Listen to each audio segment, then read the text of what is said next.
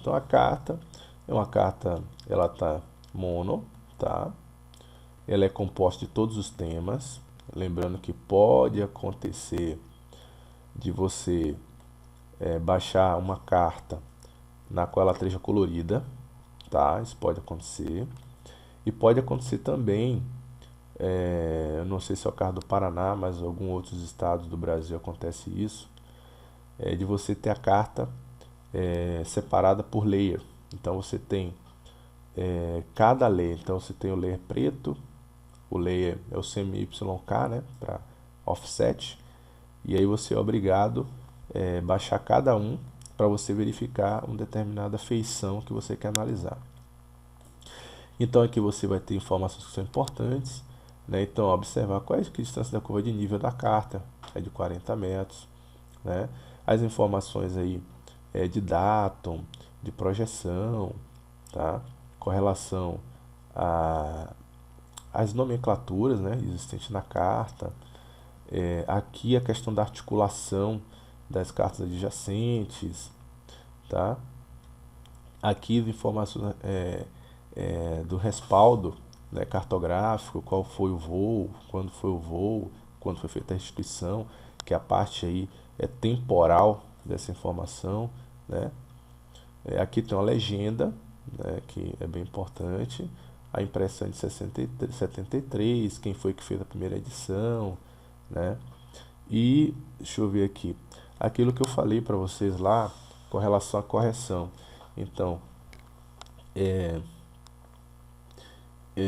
num dos slides eu comentava, todo mapa ele é oficial, né? Então a partir do momento que ele é produzido por um órgão oficial, que é usado a metodologia oficial, o resultado final é oficial. Porém, esse mapa ele pode não ser exato na sua totalidade, tá? Então, como se pode observar aqui, ó, DSG agradece, tá, a gentileza da comunicação de falhas ou omissões verificadas nessa folha, ou seja, existe uma possibilidade de existirem falhas nessa informação oficial. Então, eu já tive a oportunidade de, trabalhando com mapeamento de 1 para 100 mil, observar diversas falhas na produção de carta, isso na parte tanto da reambulação, né, que é a revisão para a produção final da informação, quanto na parte até da própria aquisição, inconsistência de aquisição da informação que estava sendo apresentada. E essa informação reportada IBGE, para o DSG, que é dos órgãos especificamente competentes pela produção daquelas cartas, e esses órgãos, eles tomaram conhecimento daquilo e automaticamente deve ter feito suas respectivas ressalvas ali sobre aquela informação.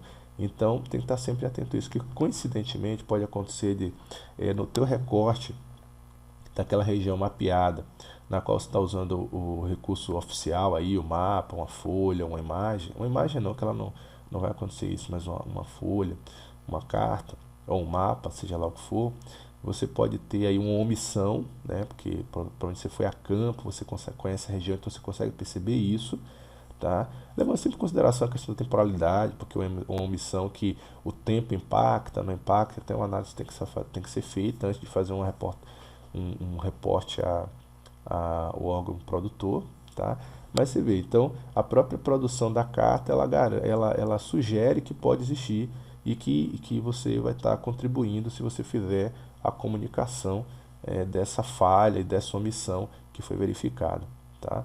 Então isso aqui é para validar a informação que foi passada para vocês, né, no último material que foi apresentado, beleza? Então aqui tem uma folha topográfica.